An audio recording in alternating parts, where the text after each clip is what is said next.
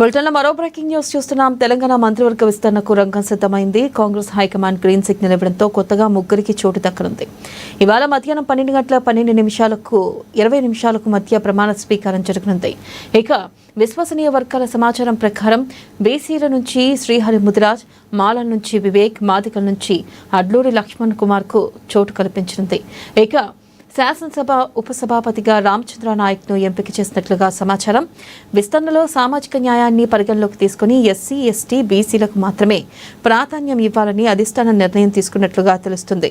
ఇక మంత్రివర్గ విస్తరణలో సుదర్శన్ రెడ్డి, రాజగోపాల్ రెడ్డిల పేర్లు మొదటి నుంచి వినిపించినా ప్రస్తుతానికి ఎస్సీ, బీసీలకు మాత్రమే అవకాశం ఇవ్వాలని అధిష్టానం చెప్పినట్లుగా తెలిసిందే.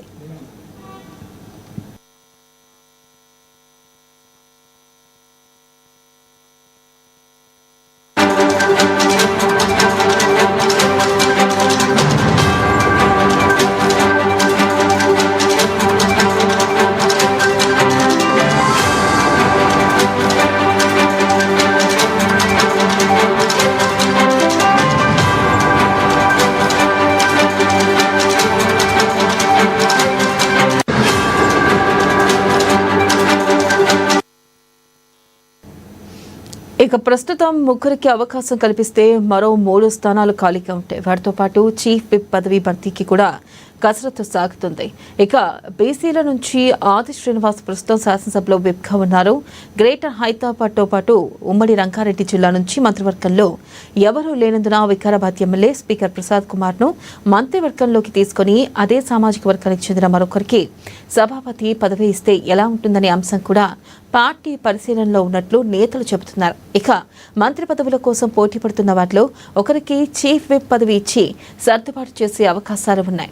ఇక గత 4 రోజులుగా హైదరాబాద్లోనే ఉన్న మీనాక్షి నటరాజన్ పార్టీ నాయకులు, కార్యకర్తలతో విస్తృతంగా చర్చించిన నేపథ్యంలో సామాజిక న్యాయాన్ని దృష్టిలో పెట్టుకుని విస్తరణ ఉండాలని అధిష్టానానికి సూచించినట్లుగా కూడా ప్రచారం జరుగుతుంది.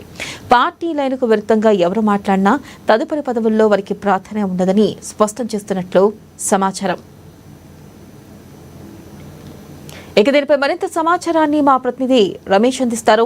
రమేష్, చాలా కాలంగా ఉత్కంఠగా సాగుతున్నటువంటి కేబినెట్ విస్తరణ అంశానికి తెరదించారు వెన్నెల. ఈ రోజు 3 కొత్త మంత్రులను కేబినెట్ లో తీసుకుంటూ నిర్ణయం తీసుకోవడం జరిగింది. ఆ 3 మంత్రులు కూడా ఈ రోజు మధ్యాహ్నం 12 గంటల తర్వాత ప్రమాణ స్వీకారం చేస్తారు. ఇప్పటికే ఈ రోజు ఉదయానికి సీఎం ఆఫీస్ నుంచి కూడా వాళ్ళందరికీ కూడా కాల్ వెళ్ళడం జరిగింది. అట్లాగే రాజ్భవన్ లో ఇందుకు సంబంధించినటువంటి ఏర్పాట్లు కూడా కొనసాగుతున్నాయి. అయితే ఎవరిని పదవిలోకి తీసుకుంటారు, కొత్త మంత్రులను తీసుకుంటారు అనే దానికి తెరదించుతూ అనేక ఊహాగానాలు కూడా ఏర్పడ్డాయి. గతంలో అనేక సార్లు కూడా ఈ చర్చ జరిగింది. సుమారు సంవత్సరం నుంచి ఈ చర్చ జరుగుతుండగా 12 మంత్రులు ప్రస్తుతం ఉండగా మరో 6గురిని మంత్రిమండలిలోకి తీసుకునే అవకాశం ఉంది. ఈ నేపథ్యంలో ఏదైతే సోషల్ జస్టిస్ కాంగ్రెస్ తీసుకున్న నినాదం మేరకు ముఖ్యంగా ఎస్సీ, ఎస్టీ సామాజిక వర్గాల నుంచి ఒక్కొక్కరికి